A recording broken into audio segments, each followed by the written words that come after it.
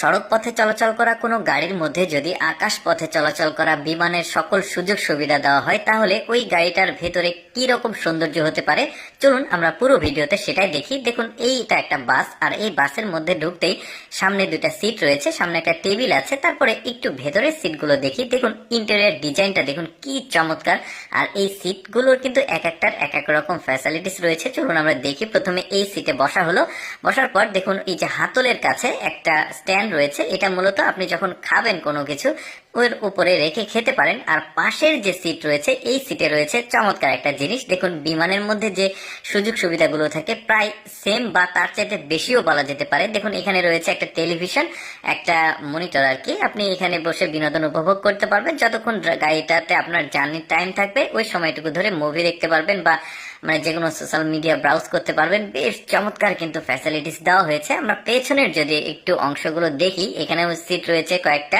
আর একটা সিট থেকে আরেকটা সিটের দূরত্ব কিন্তু বেশ দূরত্ব রয়েছে। এরপর এখানে বড় সড়ো একটা সোফা রয়েছে, এখানে বসা যাবে। তারপরে এখানে রয়েছে হাই কমোড ওয়াশরুম, বেসিন রয়েছে, আর এই যে দেখতে পাচ্ছেন মিররটা এলইডি মিরর। তারপরে এখানে ফ্রিজ দেখা যাচ্ছে, এখানে বেসিন দেখা যাচ্ছে বড় সাইজের একটা, মানে আপনি পুরোপুরি বাসার যে ফ্যাসিলিটিস রয়েছে একটা বিলাসবহুল বাসাতে যা যা থাকে একটা বিমানে যা যা থাকে ম্যাক্সিমাম সবগুলোই দেওয়া হয়েছে। এখানে মানে বিনোদনের একটা জায়গা, বড় সড়ো একটা টেলিভিশন দেখা যাচ্ছে, পাশাপাশি এখানে কিচেন রুমও বলা যেতে পারে, এখানে রান্নার ব্যবস্থা দেখা যাচ্ছে।